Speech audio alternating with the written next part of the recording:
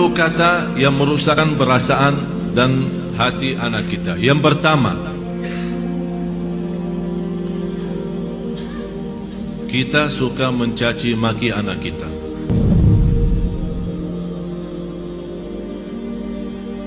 Ini sebuah bahaya, apalagi kalau kita lagi emosi. Dan saya selalu sampaikan kepada jemaah, kalau lagi emosi, jauh daripada anak. Jauh. Jangan jadikan anak korban. Saya tidak enak membawa ucapannya karena kita di dalam masjid, tapi ada banyak yang saya heran mengucapkan kata-kata yang saya malu sampaikan. Sama siapa? Sama anaknya sendiri. Kalau sama orang lain kita malu mengucapkan, apalagi sama anak kita.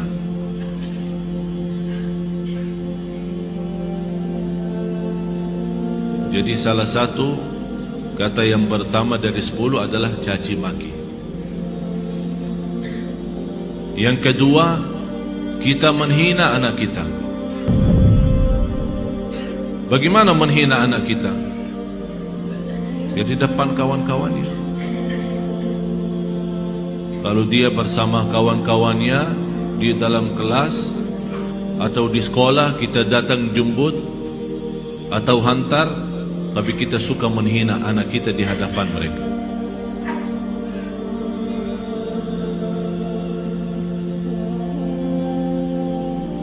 Malah ada yang pernah berkata, saking menghina anaknya, saya heran bagaimana bisa punya anak seperti kamu. Apalagi di depan orang, di depan kawan-kawannya. Bisa di saat itu anak kita tidak nangis, tapi sudah mati rasa. Sudah mati rasa. Akhirnya menjadi hati kecil. Susah kita bina untuk menjadi anak salih-salihah karena kita sudah hancur duluan. Sudah kita hancurkan duluan. Itu yang saya selalu sampaikan. Itulah namanya durhaka orang tua kepada anak sebelum anak durhaka kepada orang tua. Atau kalau dia punya saudara banyak, jangan menghina. Kalau ada sebuah berlaku yang tidak bisa kita terima, kita bisa nasihatin dengan cara yang baik, bukan di depan orang. Karena itu namanya nasihah, bukan fadihah. Nasihah adalah mengingatkan dengan cara yang baik, tapi fadihah membukakan aibnya di hadapan orang. Alasannya, niat saya menasihatin.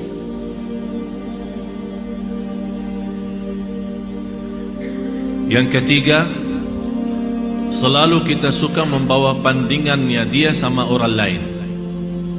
Ini lihat, abang kamu jauh lebih pintar. Ini lihat, anak itu luar biasa. Kamu tidak bisa seperti mereka. Itu tidak bahaya itu. Ini mengakibatkan apa? Kecil hati. Yang kedua, benci sama orang itu. Akan menimbulkan rasa benci. Jadi akan selalu berlawan. Di mana ketemu kalau diajak main tidak mau sama. Karena kenapa? Karena kita selalu bandingkan ini A sama B. Apalagi kalau dia punya adik-adik yang lain. Coba adik kamu, abang kamu, kakak kamu, pintar bacaannya, pintar najinya, pintar salatnya. Kamu apa sih? Ini mohon maaf, ini bukan sering terjadi. Malah saya sendiri mendengar di hadapan saya, ibu yang membawa 3 anak, yang dinyakiti perasaannya 1.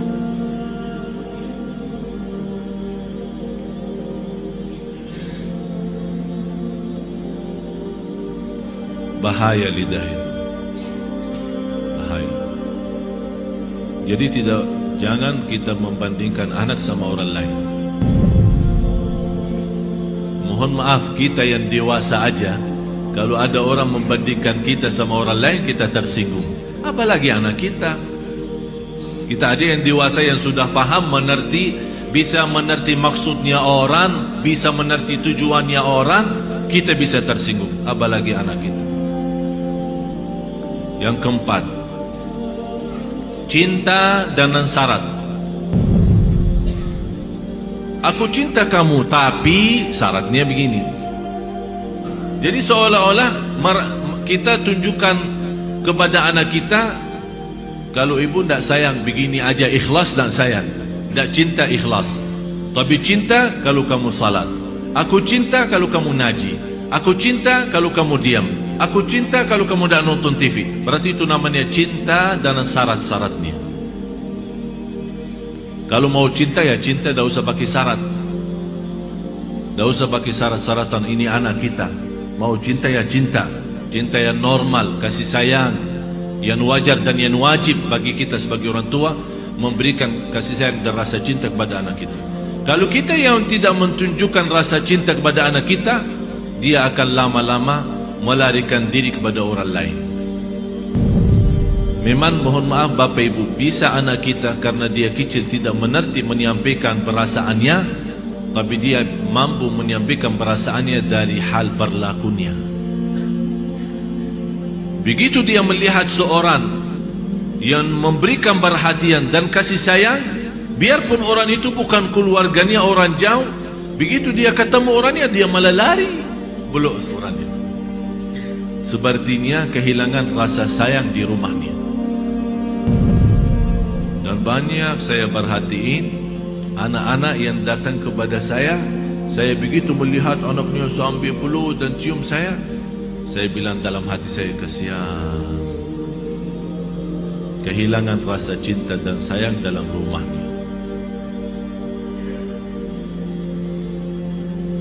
Yang kelima, kita menyampaikan kepada anak kita info-info atau informasi yang salah. Maksudnya apa informasi yang salah? Laki-laki tidak boleh nangis. Siapa yang bilang? Bapak-bapak nangis enggak? Nangis kan? Berarti salah kita berkata sama anak kita, kalau laki-laki tidak boleh nangis. Siapa yang bilang? Biarin dia nangis. Kalau dia nangis, ayo nangis lagi sayang.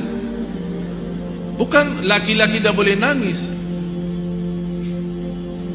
Itu membuat apa? Mengakibatkan sakit jiwa. Karena setiap dia mau nangis, dia bertahan. Alasannya informasi yang salah, laki-laki tidak boleh nangis. Akhirnya dia tahan-tahan, menjadi beban, lama-lama sakit jiwa. Betul, ini betul. Jangan dianggap tidak terlalu. Terlalu.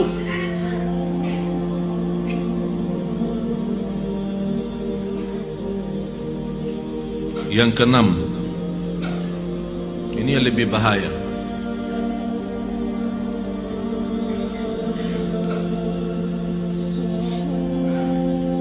Kita selalu memberikan ancaman.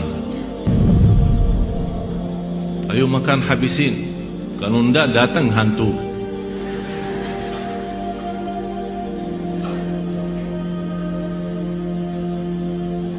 Mau tidur enggak? Kalau kamu tidak tidur, nanti datang hantu, temenin. Ini selalu kita, niat kita apa? Niat kita supaya dia cepat tidur, tapi mengakibatkan dalam perasaannya banyak hal yang tidak bagus. Padahal anak kita dari sisi psikologi jiwa dan akal, dari usia 2 tahun sampai 6 tahun dia mampu menguasai 7 bahasa. Ini bukan sembarangan. Ini ada orang keahlian psikologi akal dan jiwa membuktikan anak dari usia 2 tahun sampai 7 tahun, kalau diberikan perhatian sepenuhnya, dia mampu dari sisi psikologi akal dan jiwa mampu menguasai 7 bahasa. Bahasa kita, bahasa daerah, bahasa Arab, bahasa Inggris, terserah. 7 bahasa.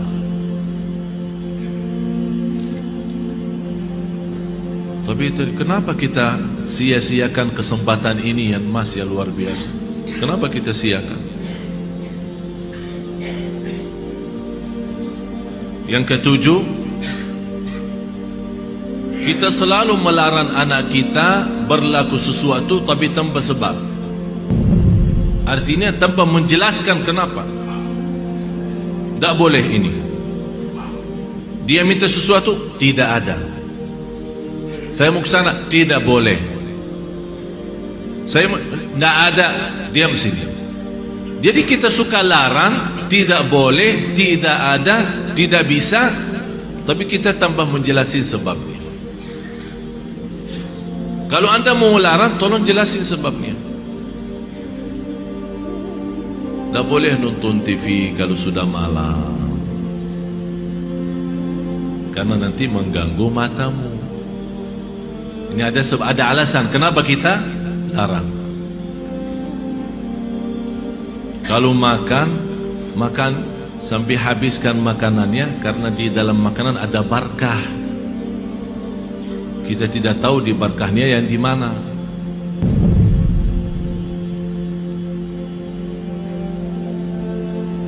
Jangan nonton TV, ayo sana tidur. Ibunya megang remote, teng teng teng.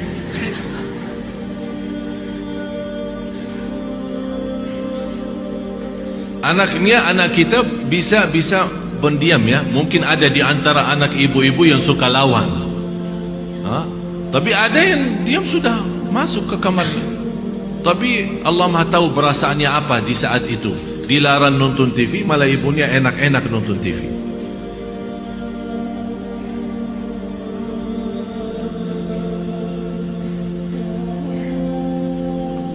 Banyak hal Bapak Ibu yang perlu kita perbaiki. Banyak. Kalau kita memang ingin, bukan hanya doa mengharapkan anak saleh salihah, tapi ada contoh baik, ucapan yang baik. Yang kedelapan,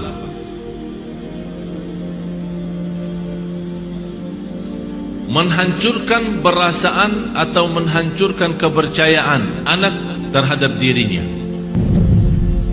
Kamu bodoh selama-lamanya, tak bakal jadi pintar. Astaghfirullahaladzim, ada orang sejahat itu. Jadi walaupun dia sudah ada niat untuk berikhtiar, berusaha, kita sudah habis-habisan, tak ada. Memang kamu diciptakan oleh Allah bodoh seperti ini. Saya nyesal punya anak seperti kamu. Saya benci hari kelahiran kamu. Bapak Ibu, saya mengucapkan ini bukan dari saya. Saya punya telinga mendengar apa yang kata orang. Masa saya benci hari kelahiranku, hari kelahiran kamu? Jadi seolah-olah mengikatkan hari kelahiran anak kita hari misal Sabtu. Jadi saya benci Sabtu gara-gara kamu. Ya Allah, ini sudah betul-betul menghancurkan total anak kita. Yang kesembilan, kita berdoa terhadap anak kita doa yang buruk.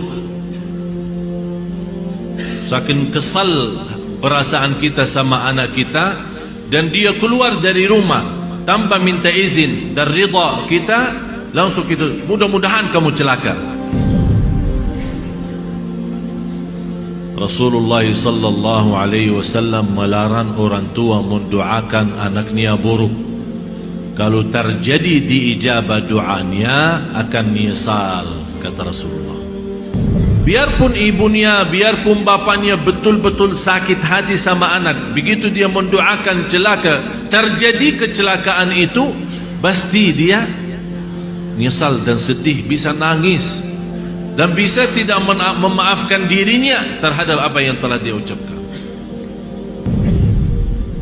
Kalau anda tidak mampu saking sakit hati sama anak kita, tidak bisa mendoakan baik, kembali lagi lebih baik diam. Kalau tidak bisa berdoa baik, lebih baik diam. Tapi bahaya, jangan mendoakan anak ini celaka. Salah satu kawan saya yang pernah saya ceritakan, yang punya 3 impian, 3 harapan, ingin kembali sihat karena dia sekarang sakit lumpuh dari umur usia 18 sampai sekarang hampir 40-an. Dari umur 18 tahun, sekarang 40-an, sampai sekarang dia dalam kondisi lumpuh total, tidak bisa bergerak sama sekali, masih bisa berbicara saja. Di antara harapan beliau sebagaimana saya pernah jelaskan, ingin kembali sihat walafiat supaya bisa megang Al-Quran, ingin kembali sihat walafiat supaya bisa nikmati sujud, ingin kembali sihat walafiat supaya bisa memeluk orang tua dan mencium orang tua. Akibat sakitnya dia sampai dari sekian tahun, dari sejak 18 tahun umurnya sampai sekarang 40, sebabnya dia terjadi begini adalah doa orang tuanya. Karena dia pernah pulang tidak ke sekolah, orang tuanya tanya, kamu sudah sekolah hari ini enggak? Setahu saya sudah antar ke sekolah, tapi saya dapat informasi kamu tidak masuk, malah kamu larikan diri sama kawan-kawan kemana. Kata anaknya, bohong yang bawa fitnah itu. Saya sudah ke sekolah. Ya namanya anak-anak mau larikan diri dari tanggung jawab orang tuanya, dia bohong. Lebih baik berbohong katanya. Apa kata ayahnya? Kalau kamu bohong, mudah-mudahan celaka hari ini. Pergi sama kawan-kawan, ini cerita sendiri dia menceritakan. Pergi sama kawan-kawannya kepada satu tempat hiburan yang ada kolam renang. Kemudian dia naik sebuah tempat tembok yang agak lumayan tinggi.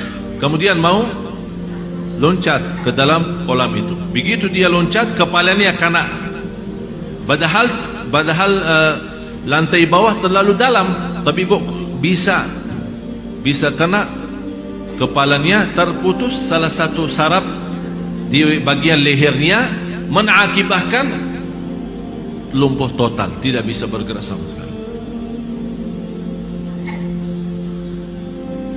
Orang tuanya menyesal karena telah mendoakan seperti itu.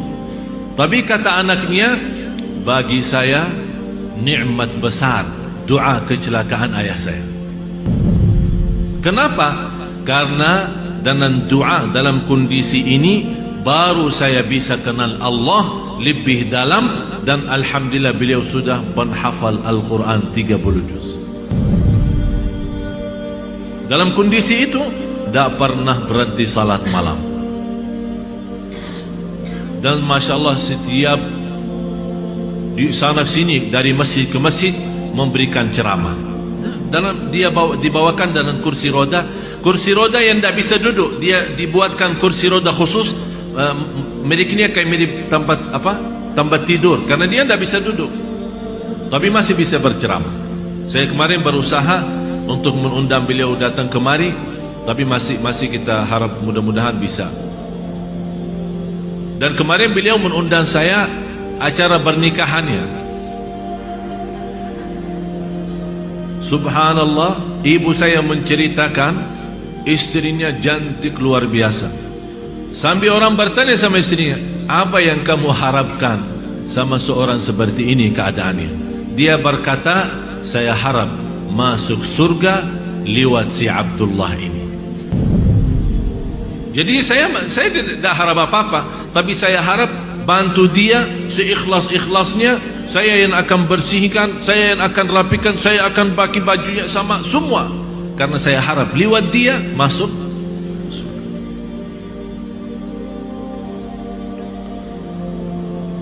Yang terakhir 10 kata. Yang ke-10, kita suka membongkar dan membuka aib anak kita di hadapan orang lain.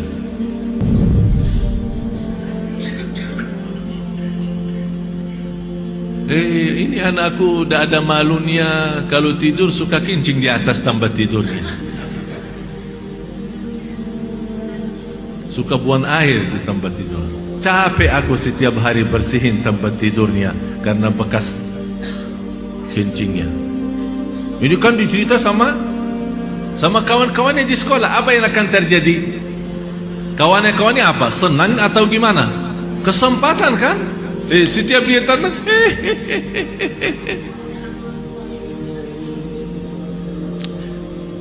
Astaghfirullahaladzim. Kita istighfar.